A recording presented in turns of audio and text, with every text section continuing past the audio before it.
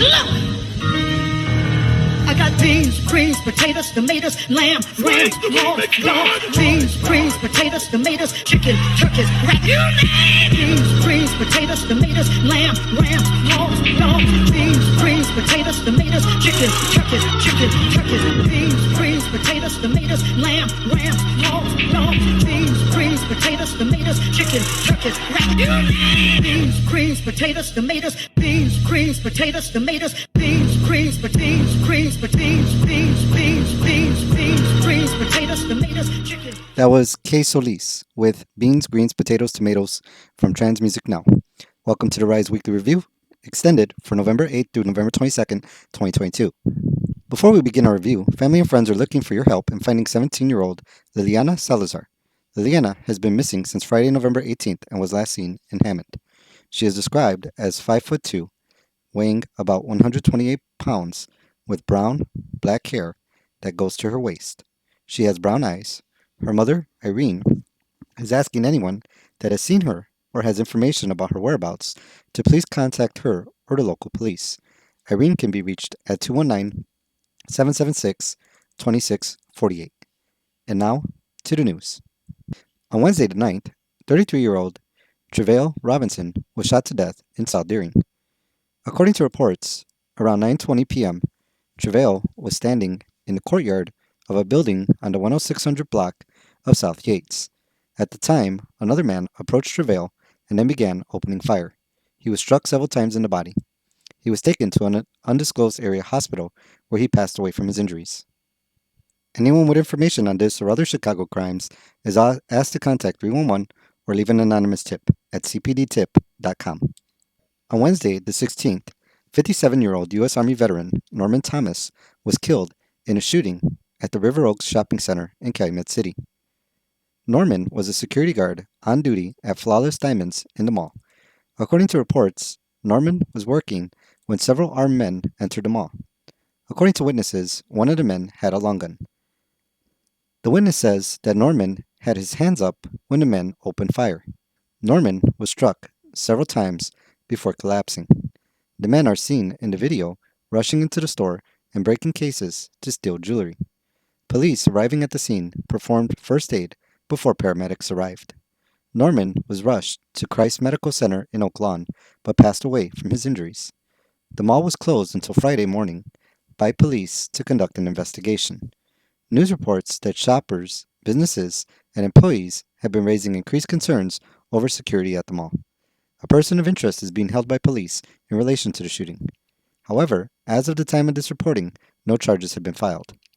Thomas, who is from Blue Island, was a U.S. Army veteran who served in Operation Desert Storm. He was also a leader for SEIU Local 73. He was remembered by family as a protector, a family pillar, who was always trying to keep his family together. He was known as a very passionate, friendly, and sincere man who cared about union work and understood politics. He is survived by 4 children, 6 grandchildren, with another on the way. A memorial was held for him on Tuesday the 22nd at Stroger Hospital. Anyone with information on this or other Calumet City crimes is asked to contact 708-891-7867. 40-year-old Todd Lorenzo Brown passed away after a shooting on Wednesday the 16th. Around 1 p.m., Todd was on the 1900 block of 71st Street when someone opened fire and struck him in the torso. He was taken to the University of Chicago Medical Center, where he passed away from his injuries. Police say 40-year-old Calvin Mines was suspected of the shooting after being identified. Calvin was arrested on the 7000 block of South Merrill around 10 minutes later. Calvin was charged with first-degree murder and had a court appearance on Saturday. According to social media, someone took a live video following the shooting. A woman was said to be looking in Todd's pockets in the video. Someone in a post clarified that the woman was looking for Todd's ID and not attempting to rob him. On Friday the 11th, Ali Hassan and Nicholas Williams were killed in a grocery store shootout in South Shore. According to reports, around 6:20 p.m., Nicholas entered the El Baraka store located on the 2600 block of East 73rd Street. Nicholas pulled out a gun and announced the robbery. The details on what happened next are unclear between reports. However, what is known is that a third person, who was who has not been identified, also pulled out a gun and exchange of gunfire between the two took place. The third person, who was a valid concealed license holder, shot Nicholas, and Nicholas shot Ali. It is unclear who fired the first shots. A witness interviewed by ABC News says the third person was a family member who worked in the store and seems to suggest they fired first. After Nicholas was struck, he ran from the store but collapsed about a block away where he passed away. Ali was rushed to the University of Chicago Hospital in critical condition. However, he passed away from his injuries. According to police, 3 guns were recovered at the scene. 2 which were used in the shootout, and 1 that was behind the counter. Ali, who was from Palestine, was warmly remembered by neighbors in South Shore as a generous and compassionate man who many say was like family. When they first opened, I had my kids, they grown now. When they first opened that store, I bring my boys down here, I pay for their stuff. He told me, no, you gotta pay for that, give them kids that. He said, keep your money. It made any difference who was in the store. If anybody in the neighborhood was in the store and they were armed, the result would have been the same because you're attacking a family. No further information was found about Nicholas. A 12-year-old girl was wounded in a shooting in South Chicago on Sunday the 20th. Around 9:24 a.m., the child was walking on the 8900 block of South Chicago Avenue near Bessemer Park. It is unclear whether the child was the intended target, but according to reports, a dark-colored vehicle had fired shots in her direction, striking her. She received a gunshot wound to the neck. She was transported to Comer Children's Hospital and was last reported in critical condition. 26-year-old Ferris Harrington was charged for stealing a car on the north side with a baby inside during the week. Ferris, who is reportedly from South Chicago, had stolen an SUV with a 2-month-old baby boy in the back seat. According to reports on CWB Chicago, the father and mother of the child had left their Honda CR-V running with the baby inside while they picked up a bakery order on the 1500 block of West Lawrence around 11 a.m. Ferris reportedly jumped into the vehicle and attempted to drive away. The mother attempted to open the back door while the father jumped on the vehicle's hood. The 37-year-old mother fell to the ground and injured her leg. The 41-year-old father fell off the hood after about 2 blocks and injured his legs and rotator cuff. Police used cameras to locate the vehicle about 20 minutes later on the 100 block of North Wacker. There, Ferris tried to escape and crashed into several vehicles, then a cement wall, before attempting to run away. Police arrested him nearby. The baby was found lying on the floor in the back of the SUV, but was reportedly not injured. Police say 40 caliber rounds were found on Ferris, but no gun. Ferris was on parole for an armed robbery in 2014. Ferris was also previously arrested in October for robbing a gas station in Branford, Connecticut with a Sawzall blade. It is unclear what the terms of his release were. Ferris was charged with both felony carjacking and kidnapping. He was also charged with misdemeanor battery, possession of ammunition without a valid FOID, obstructing a peace officer, and leaving the scene of an accident. Although leaving a child unattended in a vehicle is an Illinois crime, news reports conflict as to whether the parents left the baby in the car while they went into the store or whether they were exiting the vehicle as Ferris entered. On Thursday, 25-year-old Jorge A. Garza Jr. pleaded guilty to the murder of 2 Hammond men. The murder occurred on October 7, 2021, on the 700 block of Locust Street. The 2 men, identified as 26-year-old Danielle Games of East Chicago and 27-year-old DeAndre Easter of Calumet City, were found shot to death by police around 3:30 a.m. DeAndre was found slumped over in the passenger side of a vehicle with a gunshot wound to his head. Danielle was found lying in the yard of a residence with multiple gunshot wounds to the abdomen and chest. 28-year-old Javier Galvin from Calumet City pleaded guilty in May to assisting a criminal in the crime. A third man, Gerardo Gudino, was found in January to be in custody in Chicago and is awaiting extradition. Javier claims he drove Jorge and Gerardo to the Anchor Inn bar located at 6712 Calumet Avenue. He claims that Danielle was in the bar and agreed to sell Jorge pills. When Danielle walked north Duanelli, Javier, Jorge, and Gerardo followed him to a dark sedan parked on Locust Street. Javier told police Daniel snatched cash from Jorge's hand and put him in a headlock.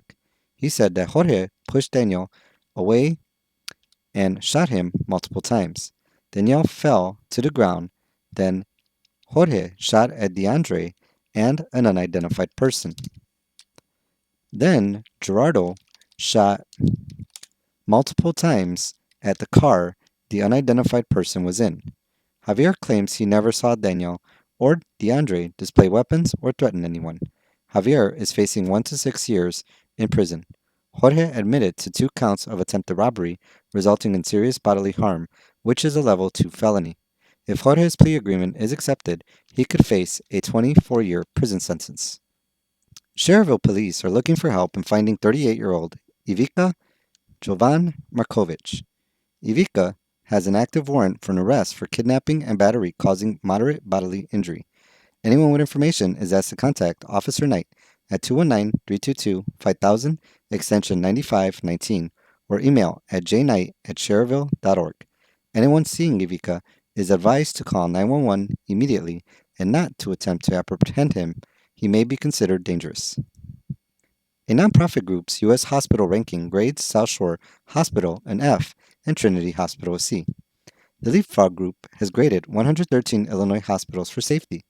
The rankings are based on protection from medical errors, accidents, injuries, and infections. In the rankings, South Shore Hospital was given low marks in infection categories, hospital falls, error prevention strategies, staffing, and communication. Trinity received a C in part due to infection rates, administrative errors, and communication. More information from the rankings can be found at the following bit.ly address: bit.ly/3 capital T capital Z lowercase k 5 capital F capital C. On Monday the 14th, the Chicago City Council approved a deal to give a $13.5 million subsidy to Yellow Banana to purchase and revitalize several Southside Save-A-Lot grocery stores. Yellow Banana is a national grocer that operates discount grocery stores in Cleveland, Chicago, Milwaukee, Jacksonville, and Dallas. According to its website, the company was founded by a diverse group of entrepreneurs, including 3 black founders, one of which is Latino. The company describes its mission as providing essential nutrition to working families at affordable prices. The $13.5 million subsidy will be provided through tax increment financing and other city funding. The funding will go towards assisting Yellow Banana in purchasing and repairing 6 shuttered Save-A-Lot stores, including the store located at 2858 East 83rd Street in South Chicago and the one located at 7240 Stony Island in South Shore. Part of the city discussion during the hearing centered around requesting that Yellow Banana rebrand the stores to rebuild trust in the communities they previously served. During the week, news reports discussed the results of an election vote against tearing down trees for a South Shore golf course. The non-binding referendum was put on the November election ballot in 7 precincts by the Save Jackson Park group. Non-binding referendums have no legal authority and are used by groups to show voter support for or against certain policy decisions. The group advocates for the park and South Shore Cultural Park.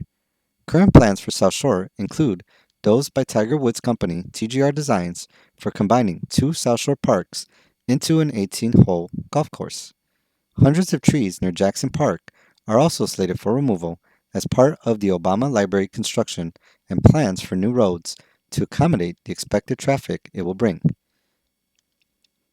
On the election ballot, residents were asked, shall the City of Chicago and the Chicago Park District stop cutting down trees in Jackson Park and preserve the trees in South Shore Cultural Center Park? Close to 80% of voters who answered the question in each precinct answered yes.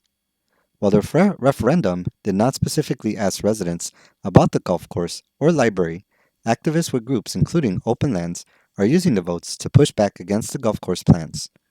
Activists have claimed that the removal of the trees poses a public health concern. According to the Chicago Tribune, Over 2,100 trees could potentially be removed through the project. More than 350 trees have already been removed from Jackson Park for traffic flow, according to the Chicago Department of Transportation. The City of Chicago announced plans on Tuesday to sell thousands of city-owned lots as part of Mayor Lori Lightfoot's repopulation agenda for areas on Chicago's south and west side. The Chicago Planning and Development Commissioner, Maurice Cox, announced plans to spur infill development on 5,600 city-owned vacant lots in Austin, Auburn Gresham, Bronzeville, Greater Englewood, Greater Roseland, Humboldt Park, North Lawndale, New City, South Chicago, and South Shore. As part of this strategy, the city is attempting to encourage construction of single-family homes, townhouses, and multi-unit buildings blocks off of commercial corridors. The second phase will include working with architectural firms to design modern architectures and other pre-development work to assist private developers who are interested in building in select commercial corridors.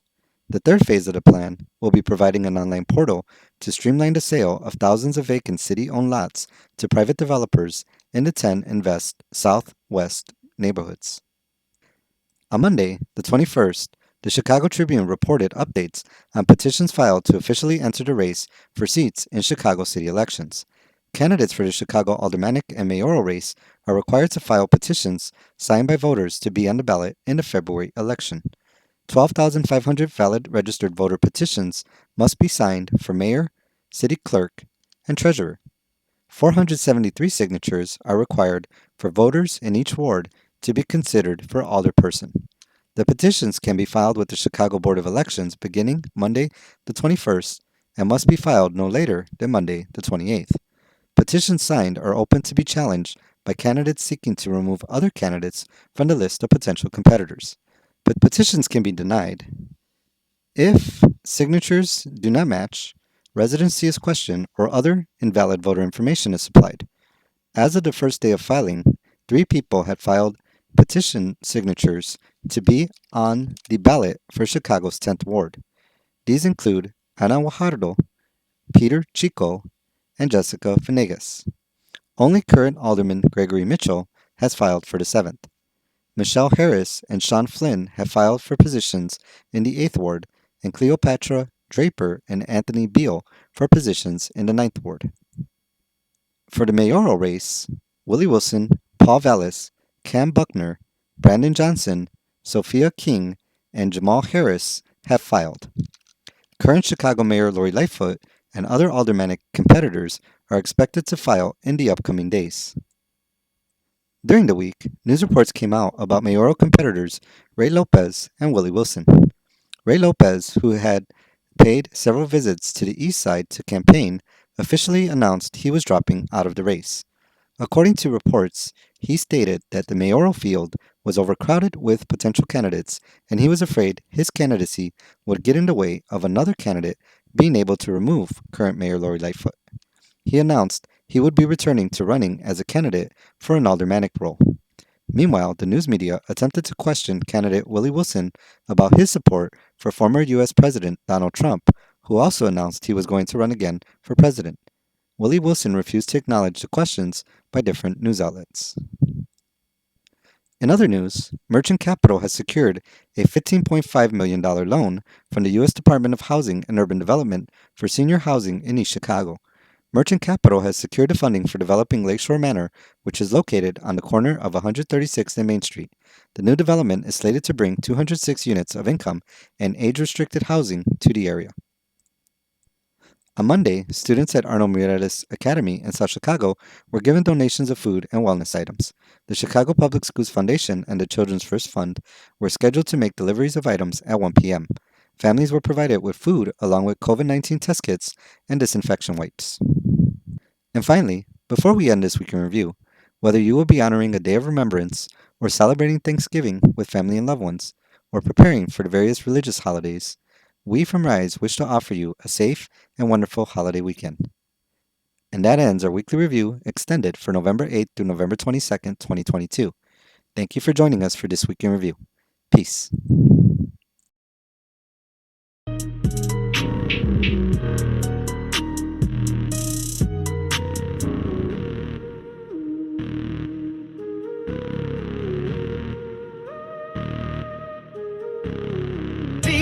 greens, potatoes, tomatoes, lamb, ram, raw, raw, beans, greens, potatoes, tomatoes.